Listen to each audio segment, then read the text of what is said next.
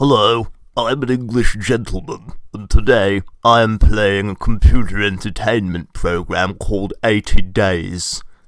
Alright guys, it's Jack, playing some 80 Days today. What's 80 Days, I hear you cry? Well, from what I understand, it's sort of a strategy visual novel hybrid game. Looks very interesting. Set in a steampunk version of the Victorian 19th century.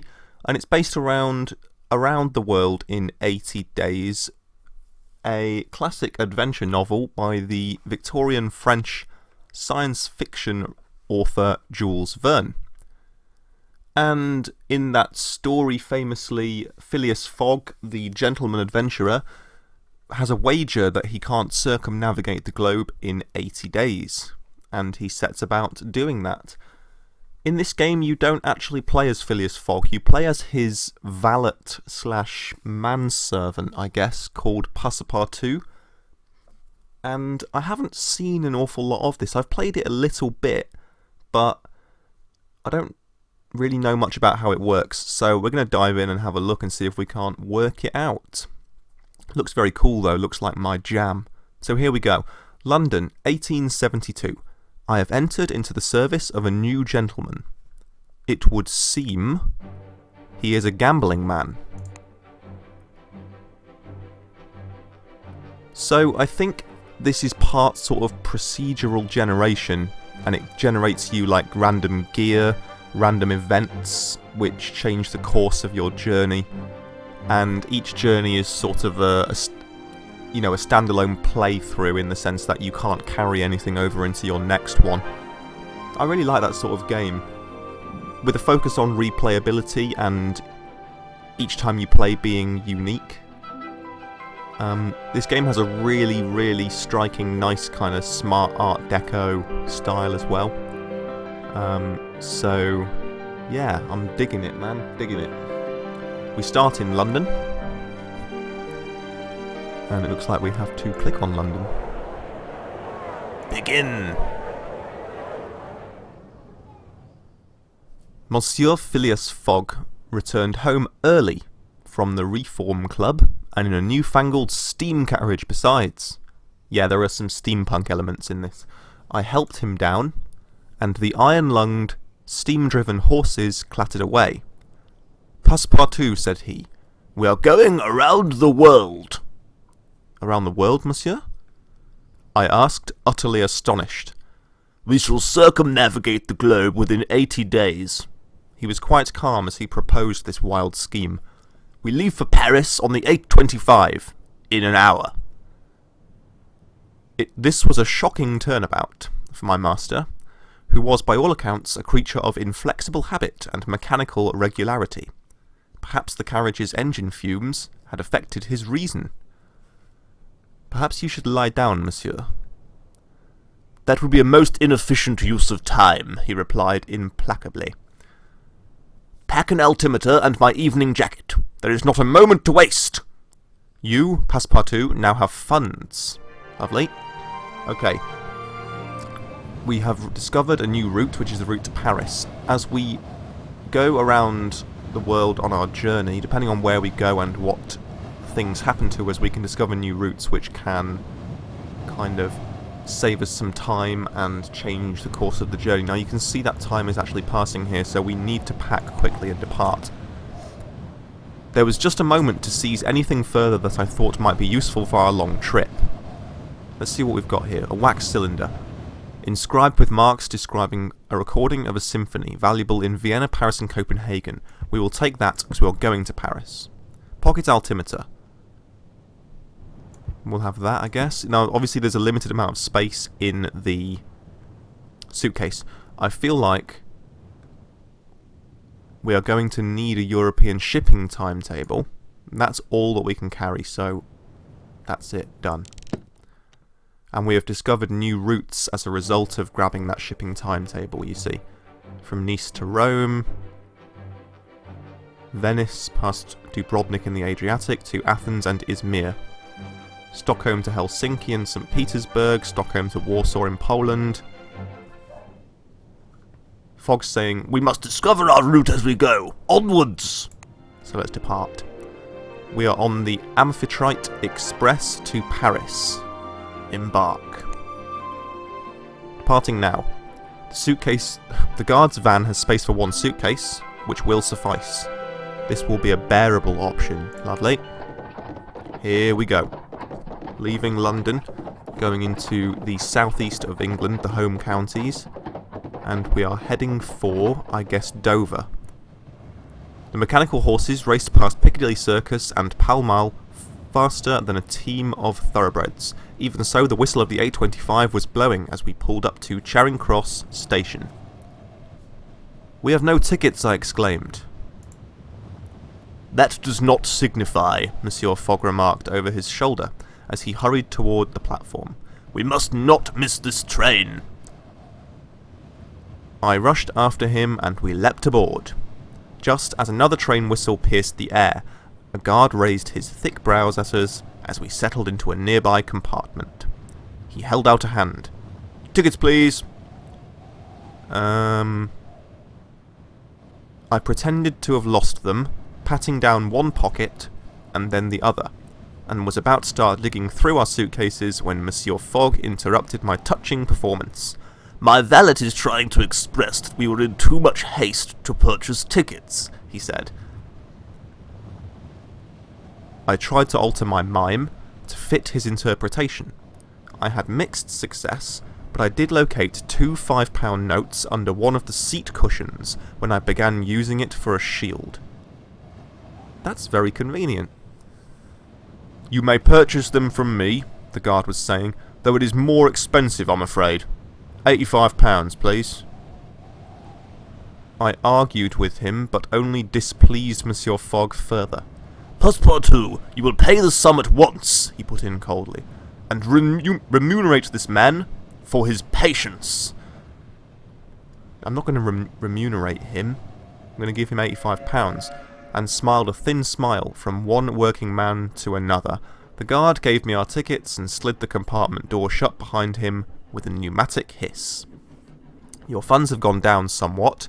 Your relationship with Fogg has grown slightly worse. Your character is now presentable." Okay. So obviously there are some roguelike things.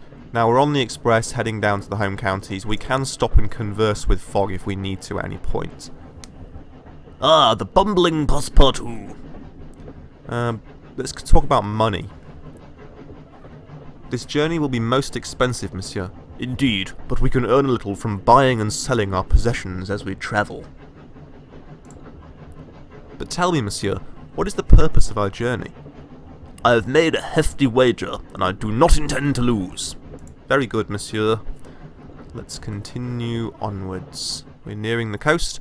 London smog gave way to rolling hills and the pastures of the Kentish countryside, still untouched by the hand of technological advancement. Monsieur Fogg read his paper whilst I repacked our bags, thrown together in haste and confusion. As the afternoon turned inexorably to evening, I discovered that my master was one of those gentlemen who broke their silence rarely, if at all. A guard rapped on our door a few miles before Dover. "We're about to submerge," he warned. "Takes some people a bit funny, so watch out." "What do you mean, submerge?" I cried. "This is the London to Paris Amphitrite Express," he explained, as though to a particularly dim-witted child. "The submersible train? Talk of all the London papers?" "Then this is the Mir train," I exclaimed. He made a face. "Bloody journalists and their silly names," he muttered. "Every inch of her has been examined and stamped with the artificer's seal. This is the world's only bathyscaphe locomotive."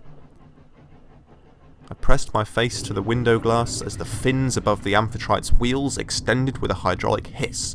Night fell and we plunged past the end of the track into the freezing water of the English Channel. Very cool. Steampunk submarine train. Relations with Fogg have improved slightly. Lovely. So we're going under the English Channel and we're in France. As we go into day 2, the Amphitrite ploughed through the water overnight and splashed up onto wider gauge French tracks at Calais as dawn broke. Do you have a route in mind, monsieur? I asked as the water of the channel dried from the compartment windows. I am as yet undecided, my master admitted. The new canal has sped up the shipping route from Suez to Bombay, though perhaps we could take the Trans-Siberian Railway across Russia. I quite fancy Bombay, to be perfectly honest. I'm going to say, Surely not Siberia, I exclaimed. it's so cold and grim, and I have a particular fear of bears. Then we would do well to buy furs, he replied, refraining from rolling his eyes. There are other alternatives. We may also travel overland and across the Black and Caspian Seas. But which is fastest? I believe, said he, that is what we shall put to the test. Parbleu, I scarcely knew what to think. We arrived at Paris Gare du Nord just after 1 o'clock. The automaton porters lifted our luggage and then our persons onto the platform with long, delicately filigreed iron arms. Paris, the city of my heart. I was home, but not to stay. New routes, so we've got what he mentioned from Suez through Jeddah, going around the bottom of the North Pacific Ocean to Bombay, and from Moscow all the way across into China. Across Russia to Vladivostok. I'm going to go the south route, I feel. Some of our possessions could earn us well here. That's true, we got that wax cylinder which was valuable in Paris. So if we can sell it, at the marketplace here in Paris, we may be able to get some money back from the tickets which we had to buy.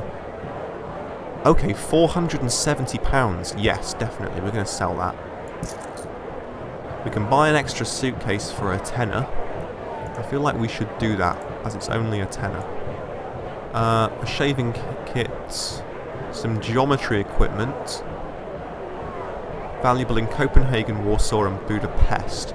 Now, we aren't necessarily going to the eastern part of Europe. I don't think we need that. Are we going to Berlin, though? No, we're going south. Let's buy a travelling cloak and the shaving kit. That should do us. Okay. Let's explore Paris a little. We've got some new routes. Amsterdam, Vienna, and to Nice. We had a few hours to spare. I asked Monsieur Fogg if I might enjoy my city before we had to leave. Indeed, and should you learn anything of note, be sure to relay it. I nodded and headed into town. The talk on the streets was of one thing only, an enormous elegant oval stadium constructed upon the green fields of Champ de Mars and containing the technological marvels, art, amusement parks, and milling crowds of the World's Fair of 1872. I ventured inside. The grand illuminated pavilions of the exposition. An come on. Let's try that again. An artificer was replacing an arc light, which had burned out. She first disconnected the strange machine powering the lights. It had a spinning iron wheel, which was wound around with a series of armature coils. "What is that device?" I asked politely, my eye straying to the copper lily pin which proclaimed her profession. "It's a bleeding nuisance, is what it is," the artificer grumbled in a thick Yorkshire accent. It's a bleeding nuisance, that's what it is. These grammar machines are finicky beasts. I hope that's not offensive to anyone from Yorkshire who may be listening. I love your county, I've been there many times, I live not far from Yorkshire, I like it. "Grammar machines?" I inquired. Well, it's never mind. She waved my question away. It's a steam engine, all right.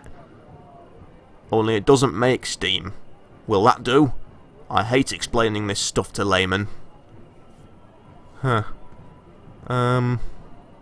harshness of her tone was belied by her gentle touch as she unscrewed the Arclight's globe of enamelled glass and replaced the 2 carbon rods within. She reconnected the supply, and the 10 Yabloshkov candles connected in a series lit up once more.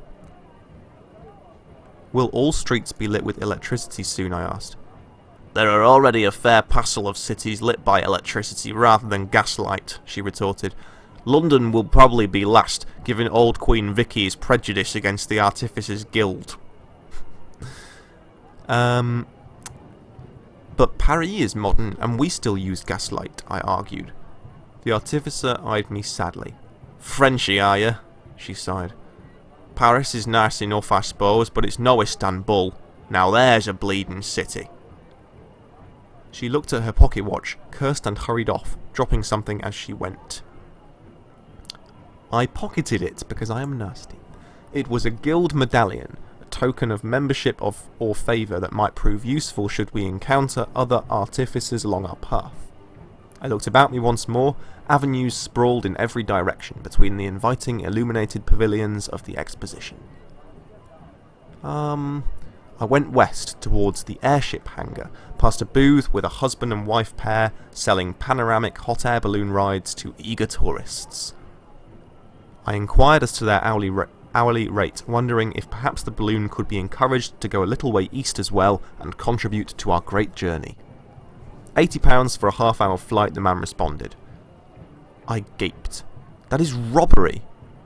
The man shrugged. We're the only balloonists here today. Are you willing to miss out on the experience of a flight over Paris? I am going around the world, I replied. I hope for much more impressive sights in the days to come. The man nodded and moved on to the next punter with great swiftness. I regarded the airships that filled the hangar behind him. There were a huge number on display from all over the world, and my eye was immediately caught by the gilded Egyptian Ifrit-class airship. Painted all over with stylized poppies and feathers, it resembled nothing more than a vast, flying sarcophagus. Do people really fly in such things? I asked an exhibitor. Indeed, hundreds of them do, and every day, he replied with a booming laugh. They say the skies of Arabia are crisscrossed with the trails of the Egyptian ships. Perhaps one day, soon, Monsieur Fogg and I would find ourselves flying in such a craft. I returned to the exposition centre, my thoughts turning with clouds and engine rotors. Crowds of tourists jostled and heaved past, their eyes wide with wonder. I headed towards the red and purple tents of the Artificers Guild, draped with banners emblazoned with their copper lily sigil. A steam-powered automatron orchestra played gleaming brass instruments. It had the most incredible display of machines, as though a scrapyard had been brought to playful life. One of the artificers had his hands deep inside a human-shaped automaton, rummaging through its clockwork innards. He took out a piece of engraved glass and peered at it with a jeweller's loupe. "Dashed thing," he cursed in upper-class English. "Oh, dashed thing," he cursed in upper-class English tones, and then looked up. "Oh, hello." I didn't mean to interrupt, I said politely. "Nonsense, young man." He waved the glass shard dismissively. "I'm trying to build an automaton that can cook, you see, but it's not going well." He looked mournful. "This one can't even fry a chip." "Surely humans are perfectly capable of cooking," I remarked. "Do we need automata for such things?" "You've clearly never been to an English boarding school," he replied, and shuddered. "The things old Miss Parsons could do to a cabbage, the tender stomachs of Britain's youth would be much safer in mechanical hands." I'm inclined to agree. "Perhaps they should simply hire French cooks," I suggested with a little wink. "A French cook, eh?" The artificer stroked his moustache thoughtfully. "Good thought, old chap. Perhaps I'll go and find myself a cook to model my automaton upon." The artificer smiled. I was rather sceptical of his ambition, but took my leave courteously nonetheless and returned to the centre of the exposition, ears ringing with the bombastic tunes of the steam orchestra. My feet were tiring, and the hour was growing late. I returned to Monsieur Fogg, who was eating a meal of plain boiled beef à l'anglaise. Did you enjoy the exposition? My master inquired diffidently, having preferred a hearty meal and an English newspaper to all the wonders that the modern world had to offer. Will we travel by airship, do you suppose? I asked. I think it highly likely, he replied. They are expensive, but extremely fast. I dreamt that night of mechanical wonders and automatons with beautifully enamelled faces, knowing little of the strange inventions and stranger peoples I would soon encounter in my journey around the world. Your character is now well healed. Lovely. The medallion should fetch a good price in Karachi, should we decide to sell it. Okay. Karachi, I believe, if I'm remembering rightly, is an alternative spelling of Karachi, the capital of Pakistan, which is probably where we're going if that's correct. Should we grab a hotel? It's 9 PM. We'll pass the night here. Okay, it's 6:30 in the morning. We took a hotel for the night. We'll be comfortable here, Monsieur Fogg remarked, but travelling overnight will often be more efficient. So, we must board the longest journeys available. Perhaps, he replied, the short answer indicating, I think, that one-day journeys might often be more flexible in their timing and could allow for more connections. Still, the surrounds of the Hotel Ritz were most enjoyable. Hurry up, Passepartout! Don't drop those cases! Let's depart. We are going to... now, here's the thing. Where can we go to? We can go to Amsterdam and then on to Christiania, which I believe is in Denmark. I could be wrong. Or we can go to Munich and then on to Vienna. Or we can go to Nice and then on to Rome. Now, I feel like the route... Where can we get to Venice? If we go to Munich, we could probably get onto Venice. Or we could go to Rome and then further south and potentially to Alexandria in Egypt. We are heading for the Suez Canal, so we need to be heading south anyway. So let's go to...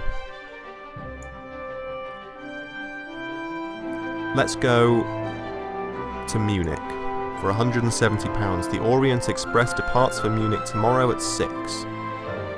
I think this departure could be altered. Negotiate. A travelling cloak from our gentleman traveller set should spur them on. Little encouragement is required.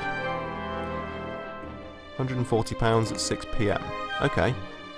We've got loads of money, we can spend a bit more money to get there quicker, that's the main thing. We can get a car to... Amsterdam, no. Munich. EMBARK. The overhead rack has space for one suitcase, but we have 2.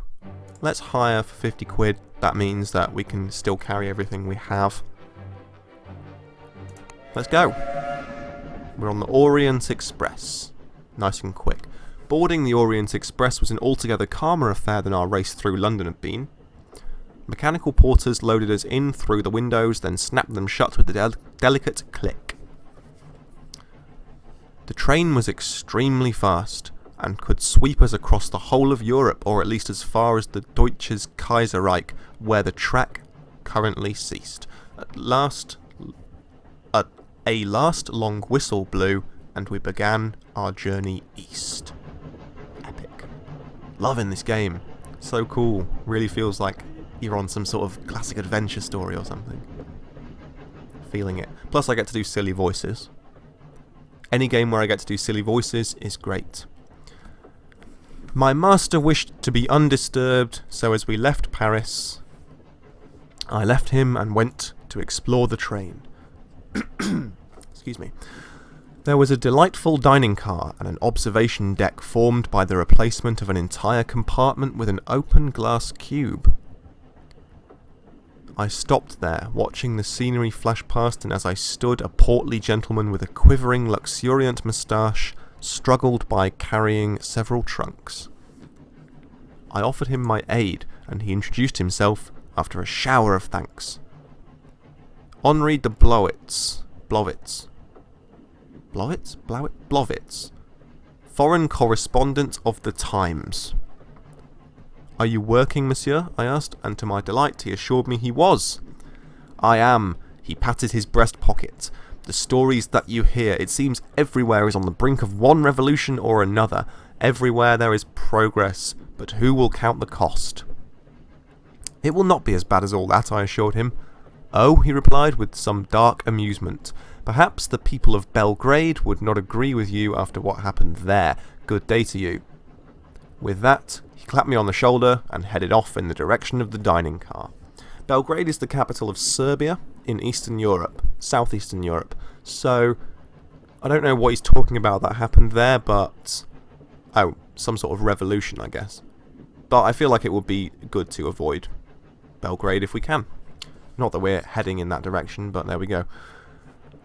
I followed him to the dining car and found a few groups of people talking quietly. Well, I am Parisian. I joined a pair of young Parisian ladies who were toasting their adventure away from France. They were going to Vienna to hear a concert by the great steam orchestra there. I only hope we will be allowed to leave, one confided. Because of your great beauty, I inquired, and the girl blushed. Her companion frowned at me.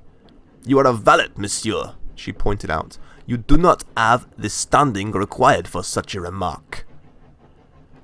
I am first and foremost a Frenchman, I rejoined with a smile.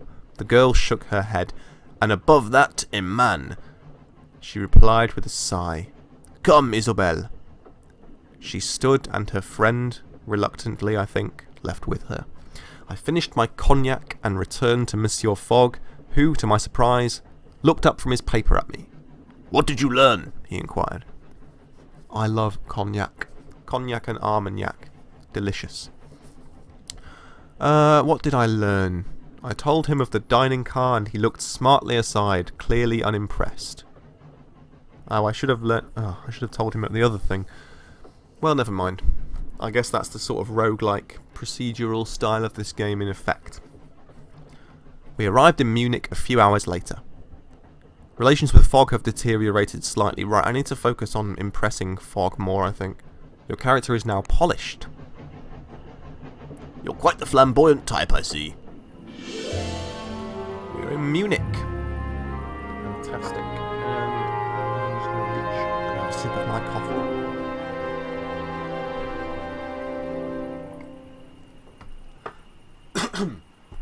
Okay, sorry, I've got a bit of a sore throat today. Coffee's helping. Right, there isn't much we can do here. Let's just stay in a hotel until the following morning.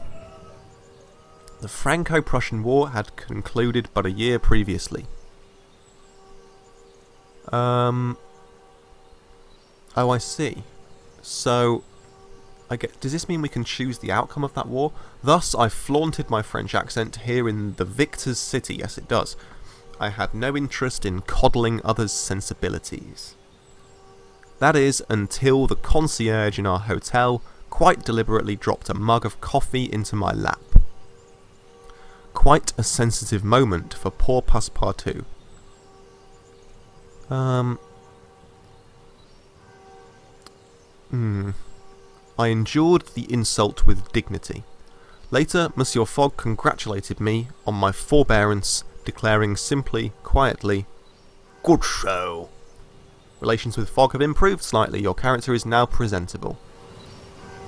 Let's explore Munich, or München, as the Germans call it. We have discovered routes to Berlin and south to somewhere I didn't quite catch. There was little daylight in Munich. The sky was shrouded in steam and oil fumes from the tractors and hydraulic excavators in the streets. A place of industry, then, whose citizens wore dark cloaks to protect their finery from the soot.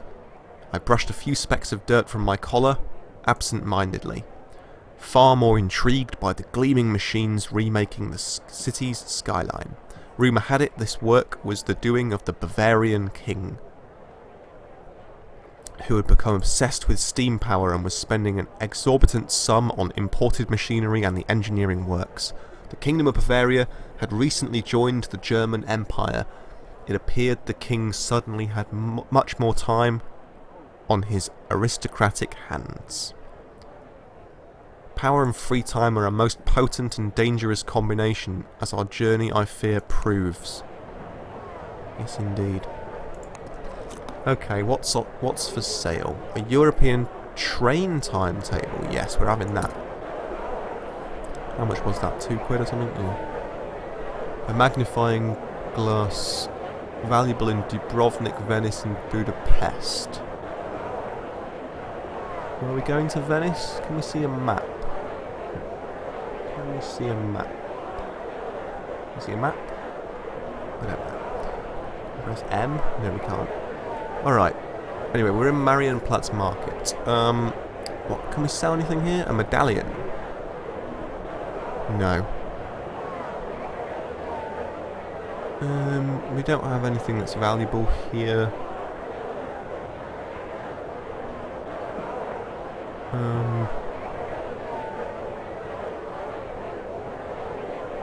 Let's buy some apples for £1, because why not? We've still got nearly £4 grand. Anyway, time's ticking on. We have discovered routes from Berlin to Warsaw, Vienna to Warsaw, Budapest through Belgrade to Thessaloniki in Greece, Istanbul in Turkey. Istanbul, I feel like, might be a good place to go, because it is a good place to go in real life. The bank. What's in the bank? Nothing. We can't use the bank. Alright, well, it's the afternoon. Let's see if we can't move on without having to stay overnight again. We can get to Venice. Oh, hang on. Let's buy the thing that was valuable in Venice. But we need to sell something. How much is this? Tenner. Yeah, let's sell that. And we still gain £9 and the magnifying glass, and then let's head to Venice. Ah, Venice. Such a cool city, Venice. If you've not been there, you must go there. That's all I'm saying. Just go there. It's expensive, but just go there. Once you go there, you'll know what I mean. The private car departs for Venice tomorrow before 4 PM. The next departure leaves tomorrow. We travel this way, we'll have to stay the night. Alright, well, I'm wasting time, but no, we need to go to Venice. Let's do that. Alright, I guess we need to stay the night then.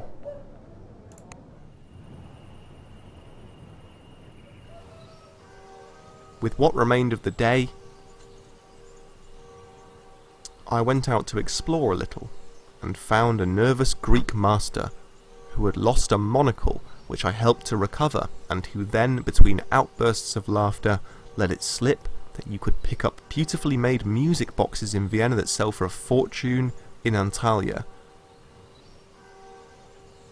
I assured him we were unlikely to head that way, to which he laughed.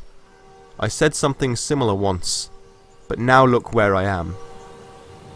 You're in Munich, my friend. You're not in Vienna. Anyway. Alright.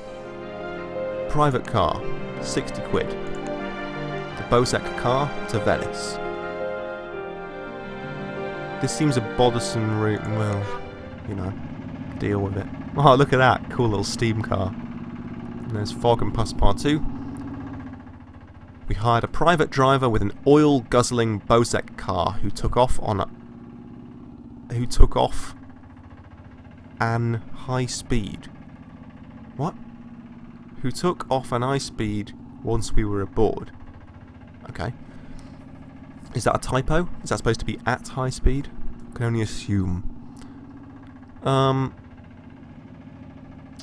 did not believe it would make the long journey through the mountains, but the driver, a native of Munich, was entirely confident in true Germanic fashion, and Monsieur Fogg in turn was entirely confident with that. I asked him about himself as we drove, but he replied in monosyllables, so our conversation degenerated into a guessing game. Was he married? Yes, his wife was called Hilda.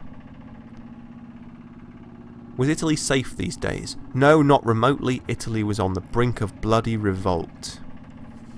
Did he like Venice? Yes, it was very beautiful, especially at night.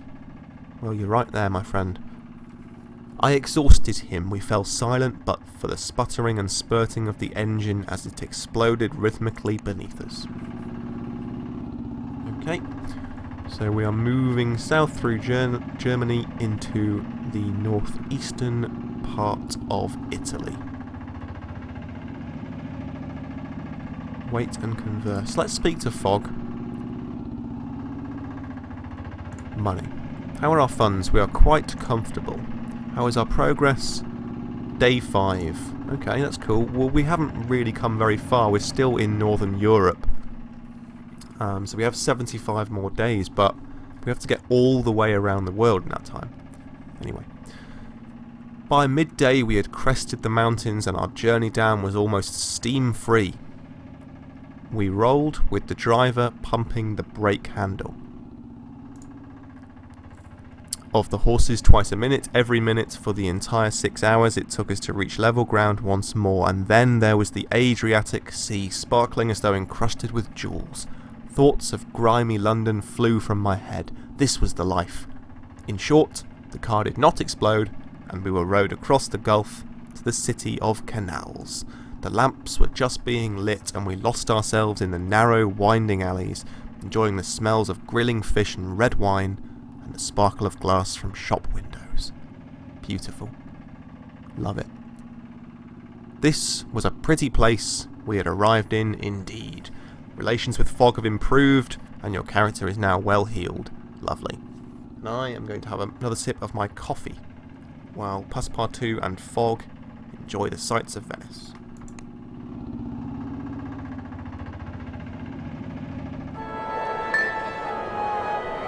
Some of our possessions will fetch a few pounds here. Yes, we bought that magnifying glass, so let's sell that. £320. We bought it for £10, so that's very good. I can buy a top hat here, and I kinda want that. Oh, that completes that set. Okay, we'll buy that. 29 quid. Tell you what, let's move some things around here. No. We can also buy that, but it takes up too much space. Which is the other half of the valeting set.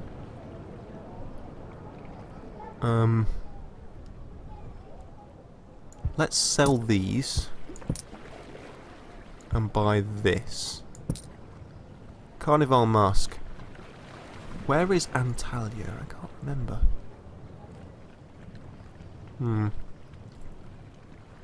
Sophos's ship times.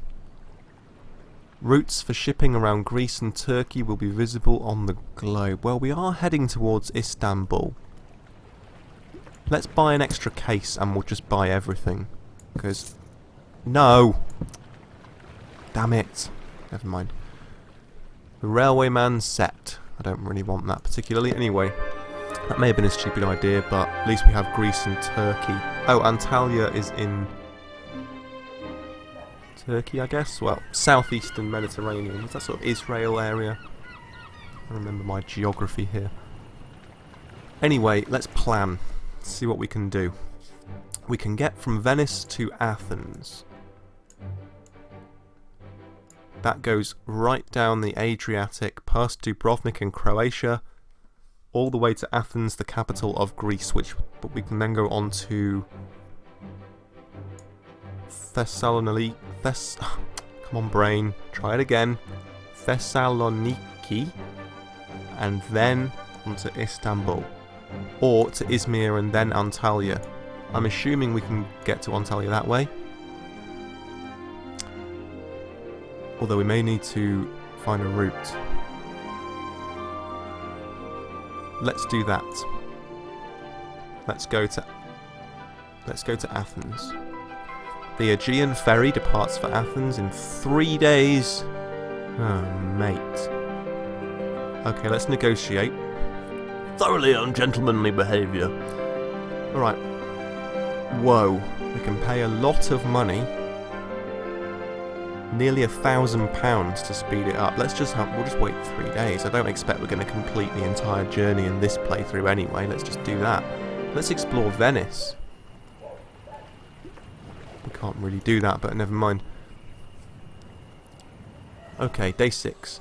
I was walking along a canal side in Venice when I found myself in the midst of a group of revelers. Revelers. They wore a fabulous array of masks, some beak-nosed, others brightly feathered, and even some spun of fine glittering wire.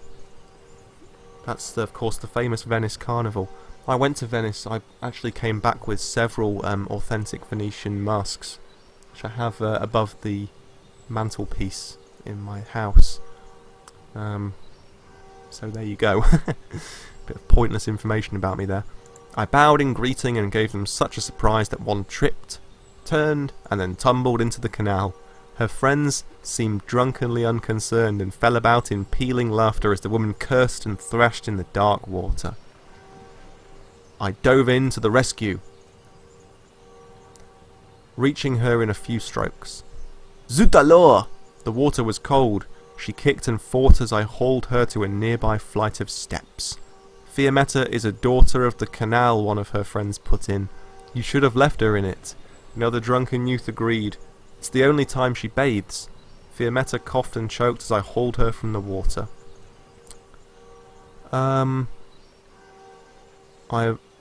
No, let's look at her, let's perv. I looked at her. Her mask was long gone and her fine clothes ruined, but her eyes gleamed. Who are you? She demanded, seeming to see me for the first time. Her friends made various kissing noises and suggested a variety of improbable roles for me. A clown, one said. No, another interjected. An agent of the Pope. Yet another added sotto voce, Fiammetta's foreign lover, which caused them all to laugh as Fiammetta cursed them with admirable thoroughness. I introduced myself with a bow, the effect only a little ruined by the dripping. Passepartout at your service. And what manner of creature are you, Signore Passepartout? She demanded. I am a gentleman of the world, I declared grandly. You are very well dressed for a vagrant, she replied archly. How rude. Her friends laughed, and I bristled. Farewell, mademoiselle. Do not worry yourself, for I shall, she replied with a wide, unfriendly smile. And so I slipped back to Monsieur Fogg as the as the revellers opened another bottle of wine to appease their canal-sodden friend. You can manage another case, can't you, Passepartout? No. Let's explore Venice as it's daytime. Ooh, we've got new routes. Rome, Budapest, Dubrovnik. Ooh, can we get to Dubrovnik? That would be good. I was waiting my turn at a gondola rank near the Rialto Bridge. Ah, the Rialto. So beautiful. Okay, we need to leave Venice because I'm lost in a reverie here. I was waiting my turn at a gondola rank near the Rialto Bridge when a gondolier from across the canal waved frantically to catch my attention. Monsieur, I will take you. I recognised that voice. Mon Dieu, it was the very woman I had pulled from the canal the night before. I waved her over, having tired of waiting in line. She made a sharp turn through the water, earning the ire of several other boatmen who had to swerve to avoid her. Fiammetta! The booking agent who ran the rank shook his fist in her direction. Leave my customers alone. You deserve no customers, Zorzi, Fiammetta shouted back, ignoring me entirely. Was it possible she did not remember me? Those creatures of yours are not gondoliers. They know nothing of the soul of Venice. I did not understand her meaning until I peered at one of the gondolas in the rank. Parbleu, the oarsmen at the stern were machines of extraordinary beauty. their bodies made of inlaid copper and azure Venetian glass, their faces covered by fine feathered carnival masks. The picture I have in my head of these things is the clockwork porcelain masked automatons from the Dishonored 2 reveal trailer. Which actually, sorry, going off topic here, the first screenshots of Dishonored 2, one of them shows those automatons and it looked like they were redesigned and not for the better. But we're not far away from seeing gameplay of that game, so there we go. Signore, my automaton gondoliers are the pride of Venice, Zorzi insisted breathlessly as he reached me. They are guaranteed safe by the Scuola, our local artificers guild. Fiammetta here is a troublemaker. From the water, Fiammetta called, I am a true gondolier. I nodded and stepped into Fiammetta's gondola. I like trouble, I told Zorzi with a shrug. Fiammetta gave him a perfectly executed mocking curtsy as we pulled away, no mean feat while also holding an oar and balancing on the prow of the low craft. Zorzi supported the Risorgimento, the Italian unification, Fiammetta told me as she pushed us forward. Now he is a bootlicker of the Scuola and damages... Come on, brain, come on. Dabbles in their infernal mechanicals. But the guild are merely inventors, I said. They take no sides in war, civil or otherwise. Fiammetta gave me a pitying look. Perhaps where you are from, but the Scuola are not the guild. They supported the Italians against the Pope from the beginning. Do continue. She took a deep breath. It is an open secret that the Scuola run Italy in all but name. The king is their puppet. We are a kingdom run by artificers. Ooh, should I be religiously contentious? No. It is terrible, I exclaimed. Directly influencing governance was against the artificer's creed. But it seemed that the Scuola had some revolutionary ideas of its own. Gondola slid onward. I turned to look at the scenery, letting Fiammetta's words fade away. We rode past palazzos and Gothic churches, each more grand than the last. Fiammetta giving me a potted history of Venice in her own idiosyncratic style. It was a pleasant enough way to spend an afternoon, though it was uncomfortably close to travelling. Okay. Right, we've done everything we can do there in the market. We've got some things that are worth... well, we've got the mask, which is worth something in Antalya. Okay, so we're heading that way. Alright, so let's see if... Can we depart to Dubrovnik and then go on to Antalya? I feel like we would need to explore Dubrovnik to get another route onward from there, so let's just... How much was this again? £220 against 60. We might as well just get the Aegean ferry, which means hanging out in Venice again, but let's do that. Another day. As night fell, I afforded my master every service, providing him with clipped moustaches with the hopes he would have a comfortable night. Okay. Can we now depart on the ferry? Tomorrow. Alright, let's continue exploring Venice. Although we can't do that, let's just stay another night. Before retiring, I engaged another guest in conversation to find out what I could. Hearing from him, the quickest way to Sofia is through Dubrovnik. A most interesting snippet. Dubrovnik is absolutely beautiful as well, but we aren't going that way. Let's go on the Aegean ferry to Athens.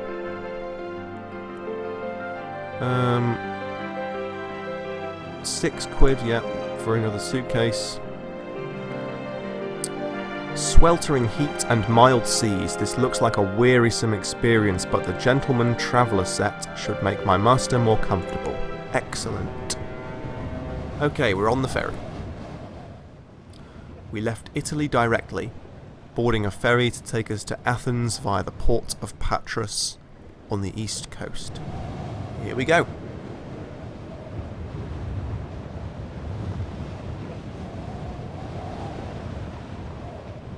I don't. Let's talk to Fog, because why not? Health. How are you feeling, Monsieur? I'm in roaring health, But we must make haste. What have you learned about Athens? my childhood sweetheart had quite an adventure in the carriage from Athens to Meteora Valley. Did you discover anything in the paper about Meteora Valley? Well, there is neither hotel, bank, nor market in Meteora Valley. Very good. That sounds like somewhere to avoid. Okay. So that's if we want to go north from Athens. I'm heading south. I feel like we need to go to India, because I want to. The boat was crowded, with little room for luggage or perambulation.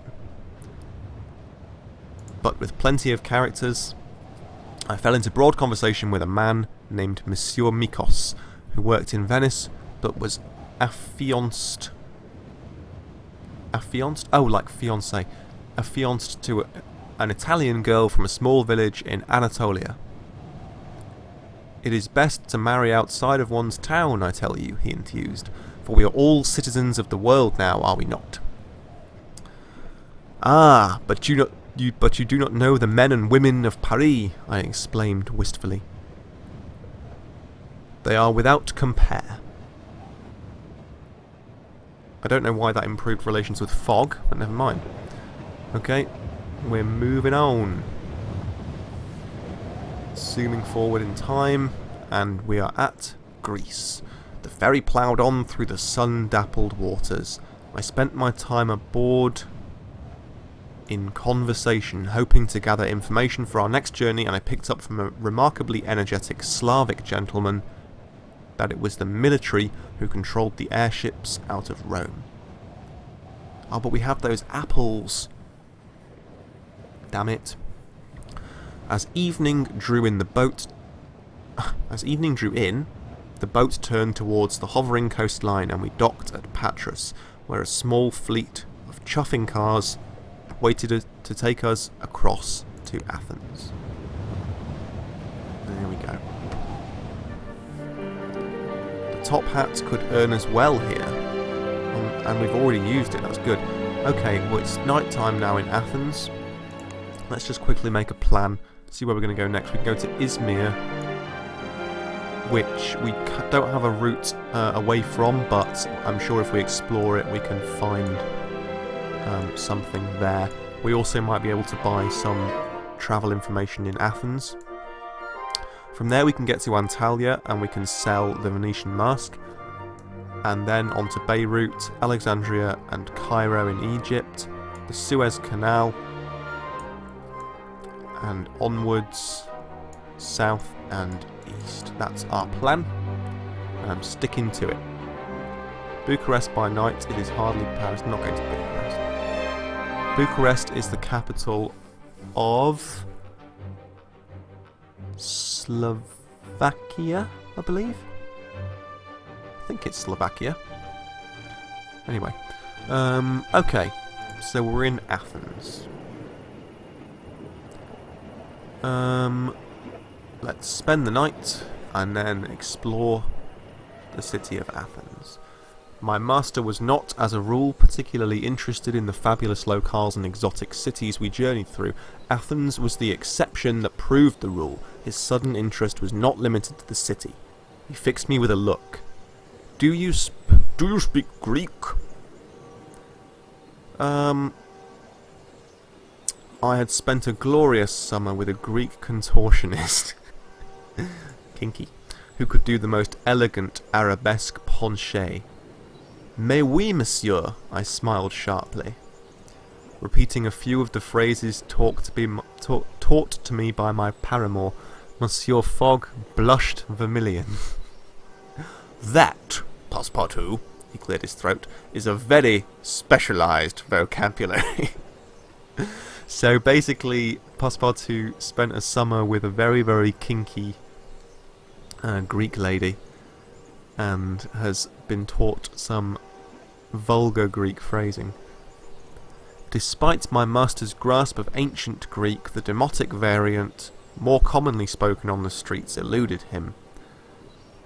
We were reduced to asking for directions through a combination of mime, moi, apposite quotations from Homer, my master, and half-remembered flattery, moi encore. We picked our way through the labyrinthine streets of the Plaka and up to the Acropolis. I gazed at the Parthenon's columns. It was a magnificent sight, even in ruins. I could only imagine how it must have looked 2,000 years ago, the jewel in the crown of the Athenian Empire. It is exquisite, I breathed, interrupting Monsieur Fogg's silent reverie without quite meaning to. Alas, our quiet, companionable moment did not return. As we stood, admiring the architecture, I was rudely knocked into by a small man with thick glasses. I caught his arm. No, my hand flew to my wallet to ensure it was still there, but it was. The man blushed red at my gesture. My apologies, he murmured. I left it at that. The man apologised again, then quickly wobbled away. A man with sea legs, I observed. Monsieur Fogg shook his head sadly. In which case, Passepartout, you should have asked him about his boat. Oh, damn it. Your character is now suave, though. Nice. Okay, let's explore Athens. Let's have fun. I took a few hours to explore, investigating the various options for how we might continue our journey. Okay.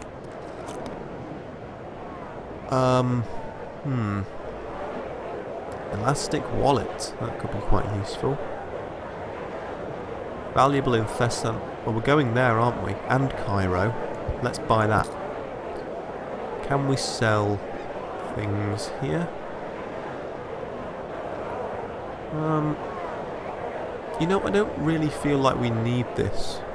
I'm going to take a risk and sell it. Same with that. Oh no, wasn't that valuable somewhere? No, let's just sell that. Okay. Let's buy the elastic wallet for £4. Okay. Bust of Apollo. Where's Ha'il? It's quite expensive. I feel like I'm not going to risk that. Okay. Let's move on to Izmir. On the Aegean ferry once again. Hire some extra luggage space. Gentleman Traveller's set will help us there. Wasn't I supposed to sell that top hat?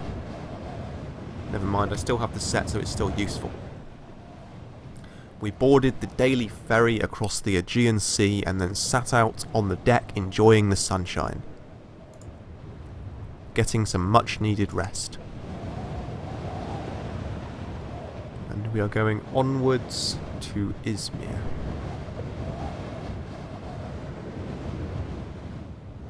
We're already 1/8 of our journey, so we need to be covering ground. Other passengers milled around, talking loudly and drinking ouzo, chilled by chips of ice carved from blocks in the hold of the ship. Ouzo is a Greek spirit, which is similar to sambuca, I guess you could compare it to, or a mild white version of absinthe. It's very like anise flavoured, like aniseed sort of flavour, and it absolutely fucks you up if you drink it. I've been on holiday a few times with Greece, and there have been many evenings of getting rotten on ouzo. Anyway, I kept a close eye on our possessions. This place had the air of a souk that might be teeming with cut purses. Halfway through the day, I saw Mikos, my friend from the boat from Venice. He waved from halfway up a steam stack where he was working. I waved back. and distracted him. He lost his grip and tumbled over the side. Oops. I shouted for help, pointing into the water as Mikos bobbed under the wake and resurfaced some distance away. The alarm was sounded, the boat lurched to a slow halt and then turned and began to creep back through the water. Men with long hooks leant over the sides with great concern. I demanded to know if he would be alright. Oh yes, one of the sailors assured me. This happens all the time and the water is quite warm. So long as the sharks do not find him first, of course. Sharks? Yes, you know, big fish, long noses, lots of teeth. If you'll excuse me. He returned to his task. Several hours passed and finally the call went up. Mikos had been sighted and no sharks in sight. He was hauled up onto the deck where he shivered but smiled. "Passepartout, you dog," he called out. "Were you trying to kill me?" I apologised profusely, but Mikos shook his head, laughing while he shivered. I was the one who let go, not you. I could see the captain of the boat watching us and making a mental note, and I suddenly felt terribly sorry for Mikos. But looking next at Monsieur Fogg's face, I saw something of a similar calculation going on there. Well, that's not done our relationship with Fogg any good, but never mind, it was funny. Okay. We're approaching Ismir. Inland and going into day 11.